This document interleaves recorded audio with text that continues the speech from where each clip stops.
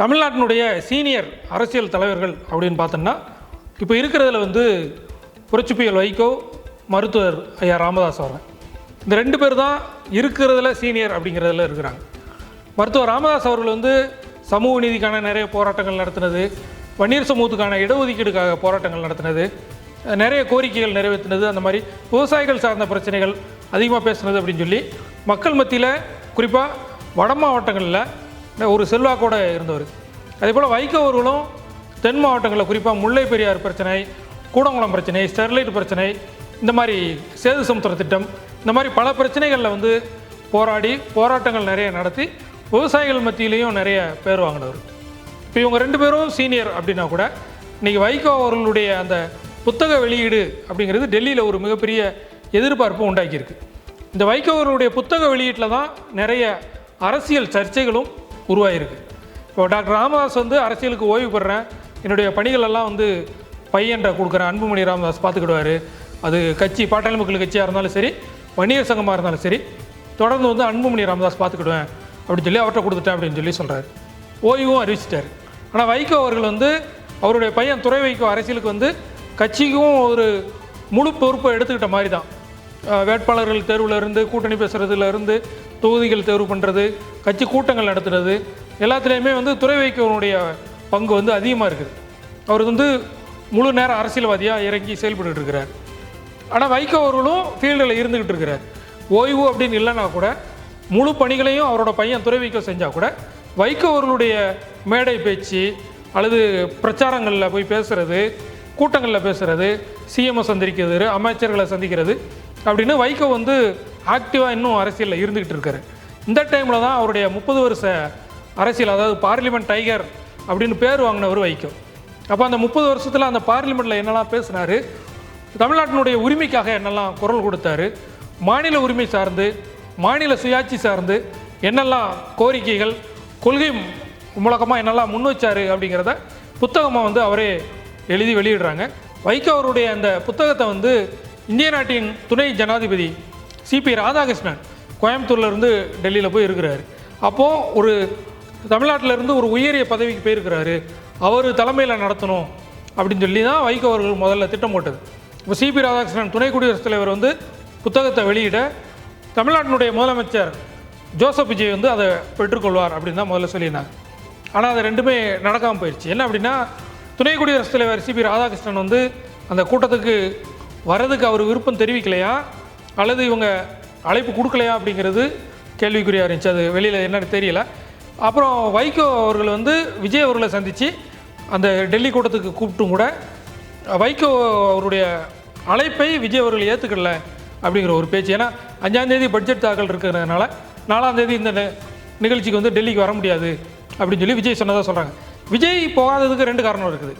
ஒன்று வந்து டெல்லியில் வந்து காக்ரோச் பார்ட்டியுடைய போராட்டம், அது வந்து 36 நாள் நடக்குது, 30 நாள் 35 நாள் தாண்டி நடக்கும்போது அந்த போராட்டத்துக்கு ஒரு நாள் கூட சிஎம் விஜய் போகலை. ஏன்னா எல்லா கட்சிக்காரங்களும் போயிருக்கிறாங்க, ஆதரவு கொடுக்குறாங்க, பிஜேபிக்கு எதிராக வந்து பேசலாம் செஞ்சுருக்கிறாங்க. அப்போ விஜய் வந்து காக்ரோச் பார்ட்டியுடைய போராட்டத்துக்கு, அந்த இளைஞர்களுடைய போராட்டத்துக்கு, ஜென்சி அந்த மாணவர்களுடைய கோரிக்கைக்கு அவர் வலு சேர்க்குற மாதிரி டெல்லிக்கு போகலை. அப்போ திடீர்னு வைகோவனுடைய புத்தக வெளியீட்டு நிகழ்ச்சிக்கு போகும்போது விஜயனுடைய அந்த டெல்லி பயணம் வந்து விமர்சனத்துக்கு ஆளாகும். அது மட்டும் இல்லாமல் அந்த வைகோவனுடைய புத்தக வெளியீட்டில் வந்து ராகுல் காந்தி கலந்துக்கிடுவார் அப்படின்னு சொல்லி இருக்குது. அப்போ ராகுல் காந்தி புத்தகத்தை வெளியிட விஜய் வந்து பெற்றுக்கொள்வார் அப்படின்னு இருக்குது. அப்போ ராகுல் காந்தியும் விஜயும் ஒரே மேடையில் டெல்லியில் தோன்றுனாங்க அப்படின்னா அது நேஷனல் லெவலில் ஒரு பெரிய அதிர்வலையை உண்டாக்கும், தேசிய அரசியலில் ஒரு மிகப்பெரிய மாற்றத்தை உண்டாக்கும். ஏன்னா 2029 தேர்தலுக்கு ஒரு மாற்று கூட்டணி உருவாகிருக்கு அப்படிங்கிற ஒரு பார்வையை வந்து அங்கே உண்டாகும். அப்போ இந்த மாதிரியான ஒரு பார்வையை உருவாகும் போது அது பிஜேபிக்கு மிகப்பெரிய பாதிப்பு உண்டாகும். அப்போ பிஜேபி தரப்பில் இருந்து டிவிகே அரசுக்கும் டிவிகே அந்த கட்சிக்கும் கரூர் சிபிஐ விசாரணைக்கும் நெருக்கடிகள் வரலாம். அப்போ இதையெல்லாம் தவிர்க்கணும் அப்படின்னா போகாமல் இருந்துட்டால் நல்லது அப்படிங்கிறதுல தான் விஜய் வந்து வைகோ புத்தக வெளியீட்டு நிகழ்ச்சிக்கு வந்து வரலன்னு சொன்னதாக சொல்கிறாங்க. ஆனால் வைகோ அவர்களுக்கு இன்னொரு உறுதியை கொடுத்துருக்கிறாரு விஜய். என்ன அப்படின்னா, தமிழ்நாட்டில் இப்போ அங்கே வந்து ஆங்கிலத்தில் வெளியிடுறாங்க, தமிழில் வந்து அந்த புத்தகத்தை சென்னையில் வெளியிட போகிறாங்க. அந்த நிகழ்ச்சியில் விஜய் கலந்துக்கிடுவார். ஏன்னா இவர் ஆதவர்ஜனா எழுதின அம்பேத்கர் பற்றின புத்தகத்தை நிகழ்ச்சிக்கே வந்து விஜய் போயிருந்தார். அப்போ வைகோங்கிறவர் ஒரு மிகப்பெரிய தலைவர். அவருடைய ஆளுமை, சிந்தனைகள், கருத்துக்கள் இதெல்லாம் கொண்டு போகிற அளவில் விஜய் வந்து சென்னையில் நடக்கக்கூடிய நிகழ்ச்சியில் கலந்துக்கிடுவார் அப்படிங்கிற ஒரு பேச்சு இருக்குது. ஆனால் டெல்லி நிகழ்ச்சிக்கு வந்து விஜய் போகலை அப்படின்னு சொல்லிட்டாரு. அதுக்குள்ள வைகோ அவர்கள் சொன்ன அந்த கருத்து தான் காமெடியாக ஒரு நகைச்சுவையாக மாறிடுச்சு. என்னென்னா, டெல்லியில் வந்து இவர் வந்தாருன்னா பெரிய கூட்டம் கூடும், அந்த கூட்டத்தை வந்து தாங்கக்கூடிய அளவுக்கு அங்கே இடம் இல்லை, அதனால தான் விஜய் வரலை அப்படின்னு அந்த கரூர் சம்பவத்தை சுட்டி காட்டுற மாதிரி ஒரு நகைச்சுவையாக மாறிடுச்சு. எஸ்வி சேகர் கூட நான் வந்து 5000 பேர் 10,000 பேருக்கு நான் ஒரு அரங்கை ரெடி பண்ணி தரேன், நீங்கள் விஜயை கூட்டிகிட்டு போங்க அப்படின்னு சொல்லி அவங்க நகைச்சுவையாக மாற்றிட்டாங்க. அது என்ன நோக்கத்துக்காக வைகோ அவர்கள் சொன்னார் அப்படின்னு தெரியல. ஆனால் அது சோசியல் மீடியாவில் வேறு மாதிரி மீம்ஸ் போடுற அளவுக்கு போயிடுச்சு.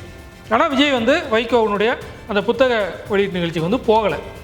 ராகுல் காந்தி கலந்துக்கிடுவாரா அப்படிங்கிறது ஒரு பேச்சு இருக்குது. இப்போது வைகோ அவர்களுடைய அந்த அரசியல் 30 வருஷம் அப்படிங்கிறது 25 வருஷத்துக்கு மேலே வந்து அவர் வந்து டிஎம்கே கூட்டணியில் தான் அதிகமாக எம்பியாக இருக்கிறார். அதிமுக கூட்டணியில் மதிமுக இருந்து எம்பி ஆனால் கூட வைகோ வந்து திமுக எம்பியாக போய் டெல்லியில் பேசுனது அதிகம். இவர் இந்திரா காந்தி இருக்கும்போதும் சரி, அதுக்கப்புறம் ராஜீவ் காந்தி இருக்கும்போதும் சரி, மன்மோகன் சிங் இருக்கும்போதும் சரி, அடுத்து மோடி இருக்கும்போதும் சரி, அதிகமாக பேசுனது திமுக சார்ந்து தான் அதிகமாக பேசியிருக்கிறார். அதுலேயும் பார்த்தோன்னா இலங்கை பிரச்சனை, ஈழத்தமிழர் உரிமைக்காக பேசுனது, எல்டிடிக்கு ஆதரவாக பேசுனது, இந்த மாதிரியான விஷயங்கள் வந்து வைகோ வந்து பார்லிமெண்ட்டில் அதிகமாக பேசியிருக்கிறாரு. குறிப்பாக காங்கிரஸை சாடி அதிகமாக பேசியிருக்கிறாரு. ஏன்னா முருகன் சாந்தன், பேரறிவாளன் அந்த மூவர் தூக்கு சம்மந்தமாக இந்த மாதிரி நிறைய விஷயங்கள் வந்து இலங்கையில் நடந்த இனப்படுகொலை சம்மந்தமாலாம் நிறைய விஷயங்கள் வந்து வைகோ பார்லிமெண்ட்டில் பதிவு பண்ணியிருக்கிறாரு. அப்போது அந்த வைகோனுடைய பார்லிமெண்ட் ஸ்பீச் அப்படிங்கிறது இதையெல்லாம் சார்ந்து தான் இருக்கும். அப்போ காங்கிரஸை வந்து போட்டு தாக்கியிருப்பாங்க. அதில் கடுமையான அட்டாக் பண்ண வார்த்தைகள் இருக்கும், வசனங்கள் இருக்கும், அந்த எல்லாமே இருக்கும். அப்போ ராகுல் காந்தி வந்து அந்த புத்தகத்தை வெளியிட்டார் அப்படின்னா அது காங்கிரஸ் கட்சி மத்தியில் ஒரு சலசலப்பை உண்டாக்கும் அப்படின்னு சொல்லி ராகுல் காந்திக்கு வந்து ஒரு எதிர்ப்பு வந்து இப்போவே உட்கட்சியில் கொடுக்க ஆரம்பிச்சிட்டாங்க. இருந்தாலும் மாணிக்க தாகூர் போன்ற ஆட்கள் வந்து வைகோ வந்து வரணும், வைகோ நிகழ்ச்சிக்கு வந்து ராகுல் காந்தி போகணும் அப்படின்னு சொல்லி ஆசைப்படுறாங்க. ஏன்னா மாநில தலைவராக வந்து மாணிக்க தாகூர் இருக்கிறாரு. அவருக்கு வந்து அங்கே விஜயபிரபாகரன் வந்து எதிர்த்து போட்டிட்டு இதனால் விருதுநகர் தொகுதியை தக்க வைக்கணும் அப்படின்னா வைகோனுடைய சப்போர்ட் வந்து கண்டிப்பாக மாணிக்க தாகூருக்கு வேணும். ஏன்னா மாணிக்க தாகூர் வந்து சிவகங்கையில் ப. சிதம்பரத்தினால அவங்க அரசியலிருந்து மாட்டிடக்கூடாதுன்னு சொல்லி விருதுநகருக்கு வந்தவர். அப்போ சிவகங்கை மாவட்டத்தில் அவரால் நிற்க முடியாது எலெக்ஷனில், விருதுநகர் மாவட்டத்தில் தான் நிற்கணும், இல்லைன்னா சென்னை மாதிரியான இடங்களுக்கு வரணும். விருதுநகரில் நிற்கணும் அப்படின்னா வைகோனுடைய ஆதரவு கண்டிப்பாக வேணும். அப்படின்னா வைகோ நிகழ்ச்சிக்கு கண்டிப்பாக ராகுலை கூட்டிகிட்டு போயிடணும் அப்படிங்கிறதுல மாணிக்க தாகூர் உறுதியாக இருக்கிறார். இருந்தாலும் அந்த வைகோ பேசின பேச்சுகள், அவர் இதுக்கு முன்னால் பார்லிமெண்ட்டில் நடந்த விஷயங்கள் எல்லாமே காங்கிரஸுக்கு எதிராக மேக்சிமம் இருக்கிறதுனால அப்போ ராகுல் காந்தி போய் எப்படி அந்த புத்தகத்தை வந்து பாராட்டி பேச முடியும்? வைகோவை பற்றி பாராட்டி பேசலாம், வைகோனுடைய அரசியலை பற்றி பேசலாம், வைகோனுடைய செயல்பாடுகள் பற்றி பேசும்போது, அவர் ஒரு பார்லிமெண்ட்ரியனாக அவரை பற்றி பேசும்போது அது காங்கிரஸுக்கு எதிராக மாறும். அப்போ இளைஞர்கள் மத்தியில் அந்த புக்கு அதிகமாக போய் சேர்ந்துச்சு அப்படின்னா பார்த்தீங்களா, காங்கிரஸ் இப்படியெல்லாம் செஞ்சுருக்குதா, எமர்ஜென்சி, இலங்கை பிரச்சனை, இந்த மாதிரி மாநில உரிமைகள் சார்ந்து முல்லைப்பெரியாறு, கர்நாடகா காவேரி, இந்த மாதிரி காங்கிரஸுக்கான எதிர்ப்பு அதிகமாக இருக்கும்போது அதை எப்படி சமாளிக்க போகிறாங்க அப்படின்னு சொல்லி இப்போ பார்த்தீங்கன்னா நீட்டு, ஆதார் எல்லாமே கொண்டு வந்தது காங்கிரஸ் ஆட்சியில்.